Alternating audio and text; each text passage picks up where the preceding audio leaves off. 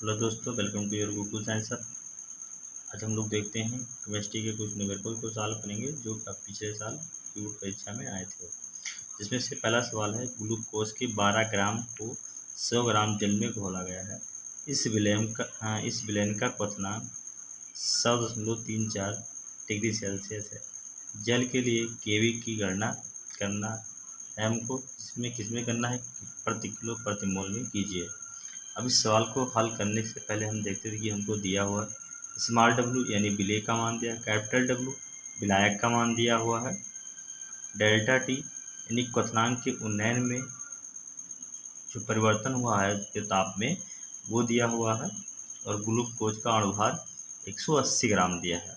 अणुभार हम लोग कैसे निकालते हैं, जो किसी अणुभार होता क्या है कि किसी अणु में या किसी यौगिक में उपस्थित सभी समस्त तत्वों के परमाणु भारों का जो योग होता है वही उसका क्या कहलाता है, अणुभार कहलाता है। जैसे कार्बन का परमाणु क्रमांक 6 परमाणु भार 12 होता है। 12 6 कार्बन है तो 1 का 12 तो 6 का कितना हो जाएगा, 72 हो जाएगा। प्लस हाइड्रोजन का 1, कितने हाइड्रोजन 12, ऑक्सीजन का होता है 16, कितने ऑक्सीजन है 6, तो 16 छक्का 96 हो जाएगा, और इन सभी का योग टोटल कितना हो जाएगा 180। अब हम देखते हैं कि फार्मूला क्या होता है क्वथनांक में उन्नयन और देखिए, डेल्टा टी बराबर 1000 गुणे के बी इंटू स्मॉल डब्लू बटे small M into capital W. लेकिन हमको मान किसका निकालना है कि केवी के क्वथनांक में उन्नयन के कितनी वृद्धि उसका मान निकालना है। तो केवी बराबर यहाँ पर फार्मूला हमारा आ जाएगा delta T into small M into capital W बटे 1000 इंटू कैपिटल से होगा स्मॉल डब्लू। अब हुआ क्या है कि इधर से इसका तिरछा मतलब क्रॉस गुणा करवा लिए, उसके बाद अब दिया गया हमारा सारे मान को इस समीकरण में क्या कर देंगे, पुट कर देंगे। डेल्टा टी का मान दिया है 0.34 डिग्री सेल्सियस। स्मॉल एम का मान भी हमारे पास इसमें दिया हुआ है, इसमें 180, और कैपिटल डब्लू का मान दिया हुआ है 100 बटे 1000 हो जाएगा, और कैपिटल स्मॉल डब्लू का मान दिया है 12। अब ये देखो 2 0 1 3 0 यहाँ से क्या है कर गए 12, 6 दूनी 12 और 6 3 18, 2 एकम 2 0, 2 एकम 2 2 7 14, यानी जो केवी का मान आया वो 0.17 गुणे 3, तो केवी बराबर कितना हो जाएगा 17×51, यानी 0.513 किलो प्रति मोल इनवर्स। अब यही हमारा क्या हो जाएगा, इसके क्वथनांक में उन्नयन हो जाएगा। अब क्वथनांक में उन्नयन कैसे हम निकालते हैं, होता क्या है कि जैसे ये हमारा कोई विलायक लिया गया है, सबसे अच्छा विलायक हम मानते हैं H2O जल को। अब इसमें बाहर से किसी इम्प्योरिटी को मिलाया जाता है जिसमें विलेय से, ठीक है। अब विलेय से मिलाने से होता क्या है, जिसमें किसी विलेय को मिला दिया जिससे इसके वाष्पन की दर में क्या हो गई है, कमी हो गई है, अर्थात क्वथनांक को इसमें मिलाया गया है जब किसी विलेय को मिलाया गया है। तो यानी पहले विलेय और इसमें विलयन के जो क्वथनांकों का अंतर है वही उसके बाद क्या कहलाएगा, क्वथनांक का अंतर कहलाएगा।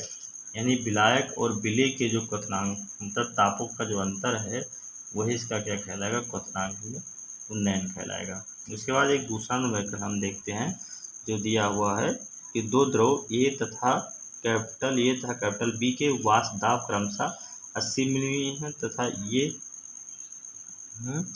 दोनों पे 80 मिमी तथा यहाँ थोड़ा सवाल में मिस्टेक हो गया है और 60 मिमी है। तो ए के 3 मोल तथा बी के 2 मोल मिलाने पर प्राप्त विलयन का कुल वाष्प दाब क्या होगा, यानी विलयन का हमको टोटल वाष्प दाब ज्ञात करना है। तो इसमें हम लोग लगाएंगे राउल्ट का नियम, और राउल्ट के नियम के अनुसार जो होता है कि विलयन का कुल वाष्प दाब PS यानी टोटल सोल्यूशन जो होता है, मतलब कुल टोटल सोल्यूशन का वाष्प दाब होता है वो P0A इंटू चाहिए, जहाँ चाहिए ए के मोलों की संख्या है, प्लस P0B चाहिए बी, ये हमारा फार्मूला है।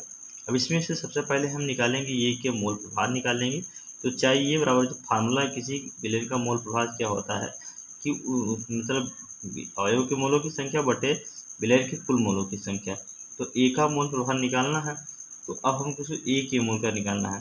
तो ए के कितने मोल हैं? 3 और बी ए के 3 मोल और बी के कितने मोल? 2 मोल, यानी 3 बटा कितना हो जाएगा? 5 मोल। उसके बाद हमको निकालना है बी का मोल प्रभार निकालने के, चाहे बी तो एन बी यानी बी के मोलों की संख्या बटे N A plus N B. तो एन की कितने मोलों की संख्या है? बी के मोलों की संख्या कितनी है? 2 और यानी के मोलों की संख्या 3 और ये 2, यानी 2 बटा टोटल कितना हो जाएगा? 5। और ये हमारा हो गया यानी बी का मोल प्रभार। अतः हमको निकालना है क्या कि पी एस विलेन का कुल वास्ता चाहिए नॉट चाहिए। अब पी ए का मान हमारा पहले दिया है 80 और चाहिए का मान हमने निकाल लिया 3/5 और दूसरे चाहिए बी पी बी इंटू चाहिए बी, तो पी बी का मान दिया हुआ 60 और चाहिए बी का मान 2/5। 5 एकम 5 16 पंचे 80, 5 एकम 5 12 पंचे 60, तो यह जाएगा 16 3 48 प्लस 12 दूना 24 48 और ये हो जाएगा टोटल 12 दूना 24। तो 8 4 12 के 2 4 2 1 7, यानी टोटल जो हमारा इसका आंसर आ जाएगा वो 72 मिलीमीटर आ जाएगा। यही हमारा क्या हो जाएगा यानी विलेन का कुल वाष्प दाब हो जाएगा। इस तरह से हम किसी भी सवाल का विलेन में से अगर वाष्प दाब निकालना हो तो वाष्प दाब निकाल सकते हैं।